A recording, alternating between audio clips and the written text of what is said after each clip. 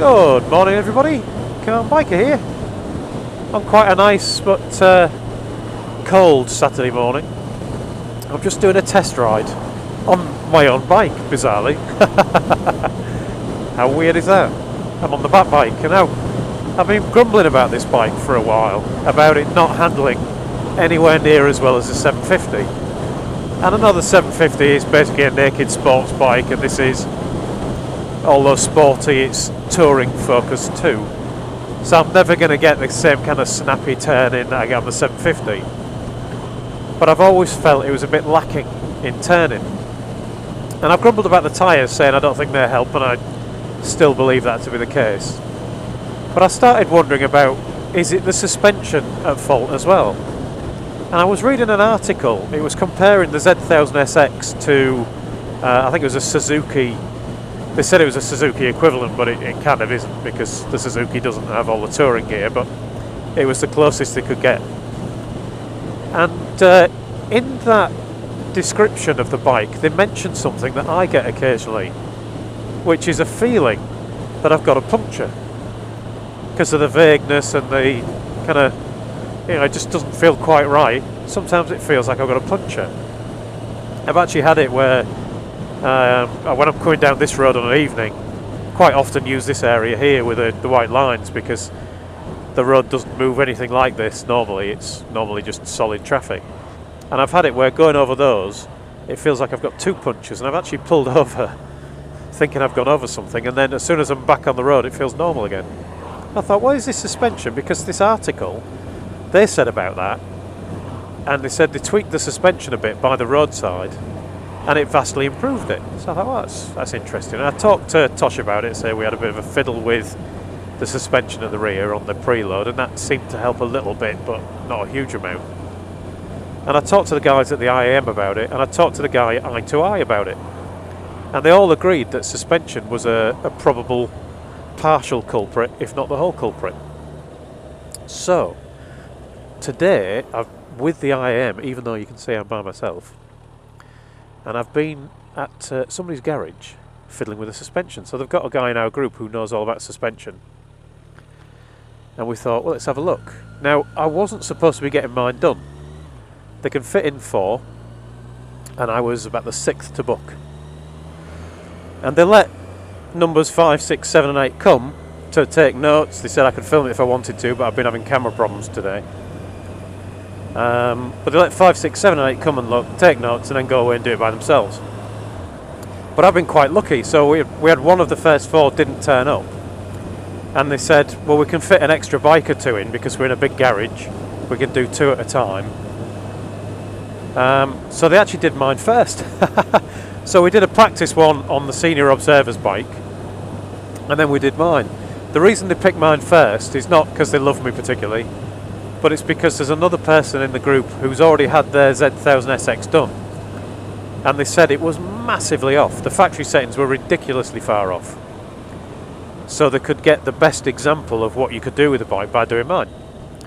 And they weren't kidding.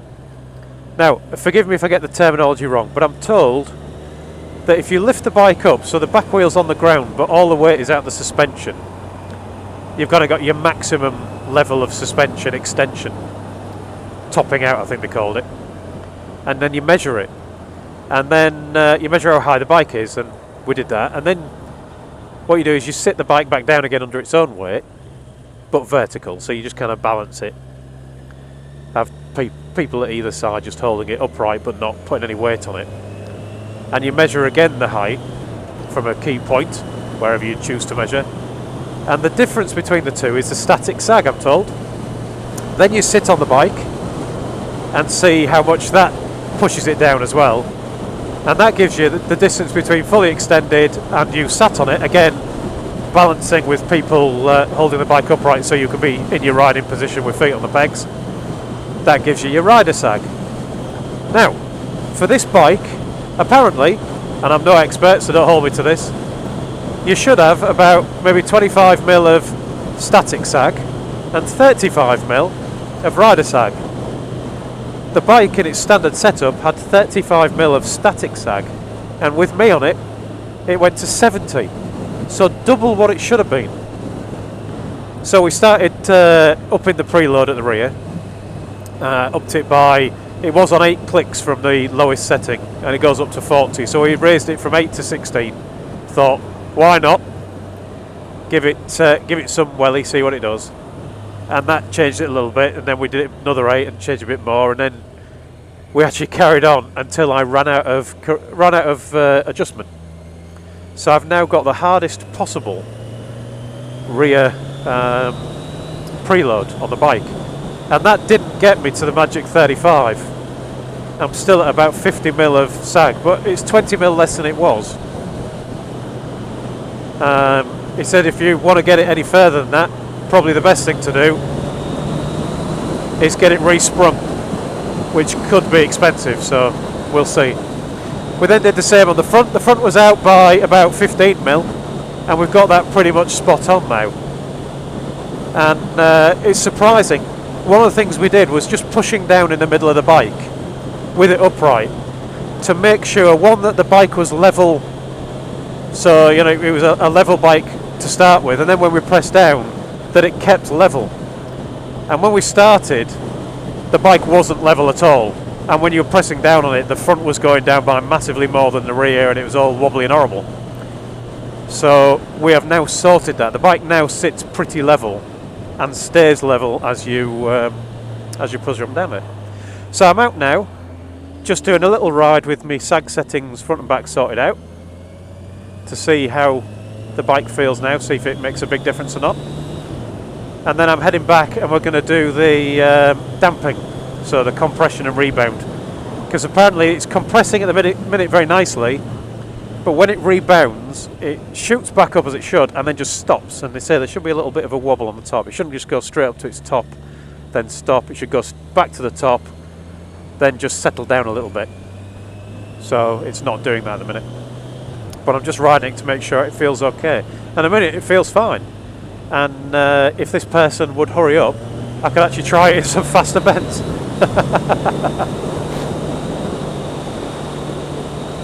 But yeah, it turns in so much more quickly now, and it's still braking without kind of bouncing around or anything, so it seems like a massive improvement. So hopefully it will get better still. That corner then, I've just done that at 30 miles an hour, and I normally do it about 30 miles an hour, and that felt easier, so it feels like I could do it faster. This one's normally a 30 as well, let's see. 33, 34. So I guess that might be a numerical measure that I might feel a bit more confident on it. So anyway, I've been out for too long now. I'm going to head back and go and sort out the damping, because yeah, it definitely feels better. I can do a bit more of that now. The other day, I mean that's at miles an hour, where it's harder to flick anyway, but the other day at 30, let's get to 30, noise behind me, slow it down a bit. The other day at 30 miles an hour, it felt like this to turn it. I can't even do it. It felt like that to turn it. That was as much as I could get for speed. It now feels a bit more flickable. Let's have a look. Yes, you could say that's flickable, couldn't you? So this is already massively improved. Right, back for damping, and I'll let you know how that goes. That's the second part of the suspension setup done. Been adjusting the damping now, so the compression and the rebound and what have you, and now I'm riding it again to see what difference that's made. Again, it was way off. So the theory says that if you press it down, press the bike down hard to compress the suspension, as it bounces back up, it should kind of, so you press it down, it should kind of bounce back up and then settle. So it's kind of down and then up and down and settle, and not bounce back up again after it's settled. Now the rear didn't settle. It just bounced straight back up, so it was set up too hard. So we kind of backed that one off a bit, so it's doing what it should do. And the front was really, really spongy, so you would bounce it down, it would bounce up, it would settle, it would bounce back up again, it would settle a bit more, and it would bounce back up again before it stopped. So we've now got both ends doing the same thing, and more importantly, both ends doing the same thing at the same rate. So you can now push down in the middle of the bike, and the front and the back bounce at the same rate. So no, you're alright, I'll stay behind you, fine. I can live with it. So oh, go on then if you insist. So now I've just got to ride it and make sure I'm still happy with it. And it really is turning in quicker than it was before. So the turning is massively improved. It really has gone from this slow kind of plodding thing to let's just flick it where I want it, which is brilliant. So now it's just kind of that final bit. So definitely worthwhile doing. And weirdly, everybody tells you suspension, dark art, go to an expert, all that kind of thing. Now, we've only done the basics here. We're not setting up for a track or anything like that, but it was really, really easy. Really, really easy. It's just twiddling a few knobs and turning a couple of screws. Nothing to it at all. The main thing was knowing where it was in the first place. So we put it all back to factory settings first, which you can get out your owner's guide, owner's manual. Everything back to factory settings, and then started playing with it. And it means that now if I didn't like it, I could just set it back to factory settings again. But there's no way in the world that's happening, because this is feeling like a different animal now. I was concerned about it, and Kev rode it the other day. If you haven't seen the infamous biker riding my bike, there's some interesting noises he makes. Some very interesting noises he makes. Oh my God!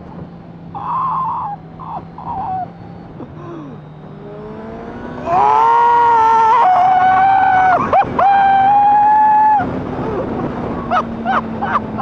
love this bike! I love this bike! When he rode it, he said, oh, if anything, it turns in a bit too quick. And I was getting exactly the opposite. I was finding it was turning in slowly and pushing wide in corners. Now I'm assuming then that the difference has been made by the fact that we weigh different amounts. I'm not going to suggest that any of us weighs the wrong amount, just that we weigh different amounts. But, Kev, you are unnecessarily large. just to confirm though, I mean in height. I am quite short and Kev towers above me. But yeah, it's definitely made a difference. If you haven't had your suspension set up, get it done. I cannot believe there were some people going in there today with suspension that they were pretty much happy with, but we've still made big changes to it, and they've come back with big grins on the face. So yeah, if you haven't had it done, I would certainly get it done, or find out how to do it and do it yourself. Anyway, that's enough from me. I'm going to go and ride this thing for a bit now, see how much I enjoy it.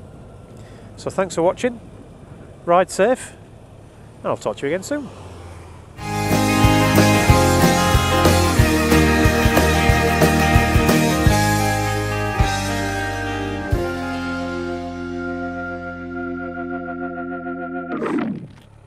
Even just bouncing on the bike like this. Previously when I did that, the back end would go down, and now the front and the back go down by the same amount. Cool.